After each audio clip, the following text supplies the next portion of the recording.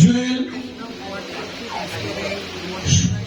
আরো অনেক যাদের এই মুহূর্তে নাম মনে পড়ছে না, দয়া করে ক্ষমা করে দিবেন।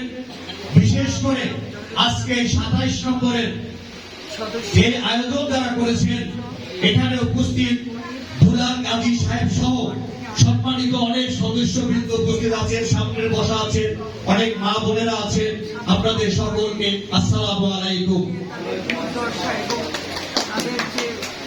সম্মানিত ভাইরা, এটা একটি মত বিনিময় সভাই শুধু নয়, বক্তব্যগুলো আমি শুনেছি, সেগুলো আমাদের এখন আগামী দিনে অনেক কাজ বাকি রয়েছে। যেহেতু আমাদের সরকার তাদের যে আমাদের এই আজকের মত বিনিময় সভাটাকে আমরা একটা কর্মী সমাবেশ মনে করতে পারি।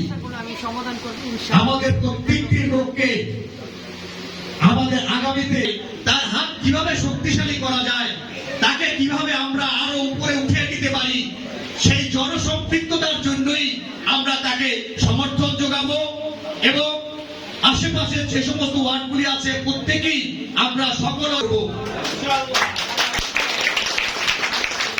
সংগ্রামী সাথীরা, আমাদের একটাই চেষ্টা থাকবে, বরিশালে আগামী নেতৃত্ব কে দিবেন সেটা আমাদের সম্মানিত সভাপতি, চেয়ারম্যান এবং প্রধানমন্ত্রী জনাব তারেক রহমান অনেকটা ভরসা করে গেছেন।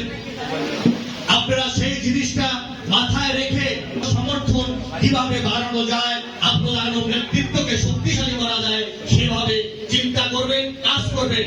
এই আশা ব্যক্ত করে আমি সকলকে আরেকবার ধন্যবাদ এবং কৃতজ্ঞতা জ্ঞাপন করে আমার বক্তব্য এখানে সমাপ্ত ঘোষণা করছি।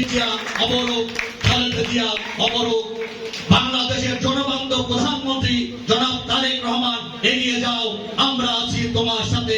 আফরোজা